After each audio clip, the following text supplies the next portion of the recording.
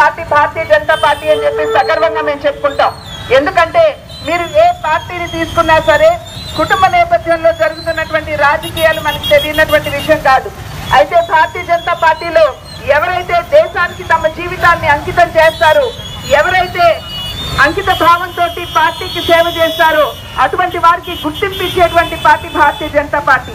కనుక ఒక మంచి పార్టీని అధికారంలోకి తీసుకురావాలి అని చెప్పి ఆకాంక్షించినటువంటి పార్టీలు 2014వ సంవత్సరంలో భారతీయ జనతా పార్టీకి అనూహ్యమైనటువంటి విజయాన్ని అందించడం జరిగింది.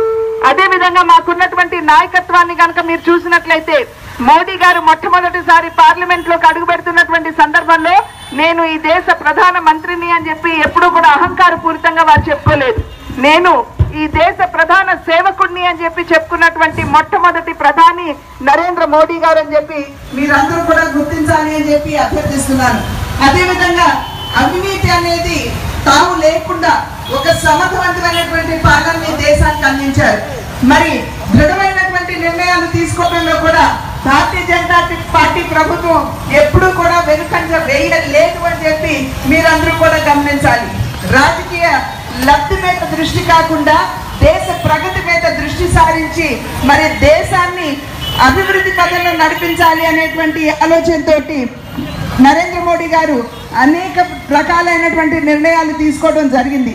ఆ సందర్భంలో ఒక్కసారి మన భారత సైనికుల విజయాన్ని కనుక మనం చవి చూసినట్లయితే ఉరీ సంఘటనలో 17 మంది మన రక్షక భటుల్ని మరి పాకిస్తాన్ నుండి వచ్చినటువంటి ఉగ్రవాదులు నిద్రపోతున్నటువంటి సైనికుల మీద మరి దాడి చేసి వారిని చంపిన తర్వాత వెంటనే నరేంద్ర మోడీ గారు ఏ రకంగా సర్జికల్ స్ట్రైక్ చేశారో మనందరికి, అంటే మెరుపు దాడి చేశారో మనందరికీ తెలియనటువంటి విషయం కాదు. అప్పటి వరకు కూడా మన భారత సైనికులు చంపి వారి తలల్ని మొండికి దూరం చేస్తూ మరి ఉగ్రవాదులు పాకిస్తాన్ దేశానికి ఎత్తుకుపోతున్నటువంటి సందర్భంలో గుడ్లు అప్పగించుకునేటువంటి పరిస్థితుల్లో భారతదేశం ఉండేది. అయితే ఇవాళ నరేంద్ర మోడీ గారు చేపట్టినటువంటి ఈ చర్య వలన ఎవరైనా సరే మన భారత సైనికుల వైపు కన్నెత్తి చూసినా కూడా 130 కోట్ల భారతీయులు ఎన్నుకున్నటువంటి ఒక సమర్థవంతమైనటువంటి నాయకుడు మన సైనికుల వెనుక నిలిచి ఉన్నారు అని చెప్పి ఈనాడు నరేంద్ర మోడీ గారు నిరూపించడం జరిగింది. కనుక భారతదేశాన్ని మనం ప్రగతి పదంలో నడిపించుకోవాలి అని అంటే నరేంద్ర మోడీ గారి చేతుల్ని మనం బలోపేతం చేయవలసినటువంటి అవసరం ఉన్నది అని చెప్పి మీ అందరికీ కూడా నేను తెలియజేస్తున్నాను. ఆ సందర్భంలో మీరు నరేంద్ర మోడీ గారి నాయకత్వాన్ని బలపరచాలి అని చెప్పి భావించినట్లయితే పార్లమెంట్కి ఖచ్చితంగా మీరు కమలం గుర్తు మీద ఓటు వేసి మరి భారతీయ జనతా పార్టీ అభ్యర్థిగా మీ ముందుకు వచ్చినటువంటి నన్ను ఆశీర్వదించమని చెప్పి మనస వాచ కర్మణ మిమ్మల్ని అభ్యర్థిస్తున్నాను. అంటే 2009 నుండి 14వ సంవత్సరం వరకు నేను ఇక్కడ నుండి నాయకత్వం వహిస్తున్నటువంటి సందర్భంలో, ప్రాతినిధ్యం వహిస్తున్నటువంటి సందర్భంలో ఇక్కడ ఉన్నటువంటి ఎన్నో అపరిష్కృతంగా మిగిలిపోయినటువంటి సమస్యలు వాటన్నిటినీ కూడా పరిష్కరించడానికి శక్తివంచన లేకుండా నేను కృషి చేయటం జరిగింది.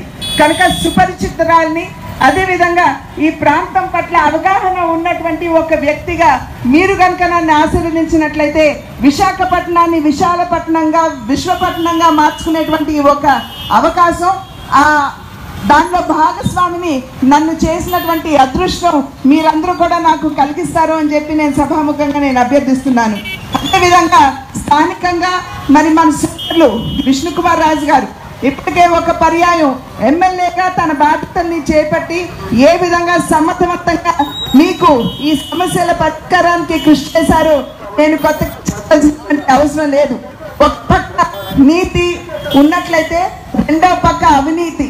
అంటే ఇక్కడ ఉన్నటువంటి తెలుగుదేశం అభ్యర్థిగా వచ్చినటువంటి వ్యక్తి ఏ విధంగా అవినీతిలో కూరుకుపోయి ఉన్నాడో నేను కొత్తగా మీకు చెప్పాల్సినటువంటి అవసరం ఉన్నది అని చెప్పి నేను భావించడం లేదు. కేవలం తన ప్రగతిని మాత్రమే చూసుకుంటూ తాను ఎన్నుకున్నటువంటి ప్రజల్ని వంచిస్తూ తడోకి ఒక కొత్త నియోజకవర్గానికి వెళ్ళి మరి అక్కడ ఏ విధంగా దోచుకోవాలా అనేటువంటి విషయాలపై వారు దృష్టి సారిస్తున్నటువంటి విషయం నేను కొత్తగా మీకు చెప్పాల్సినటువంటి అవసరం ఉన్నది అని చెప్పి నేను భావించడం లేదు.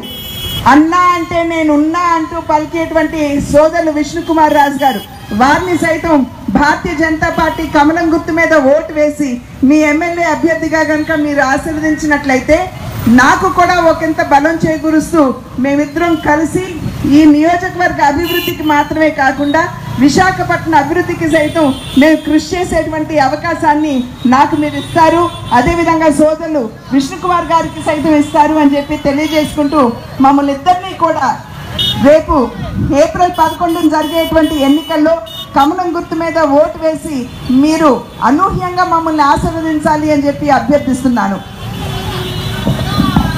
ఎన్టీ రామారావు గారి ముద్దుల బిడ్డ పురంధేశ్వరి గారు విశాఖపట్నం నుంచి పార్లమెంటు సభ్యురాలుగా పోటీ చేస్తున్నారు. మీ ముందుకు వచ్చి ఉన్నారు మీ ఆశీర్వాదాలు తీసుకోవటానికి.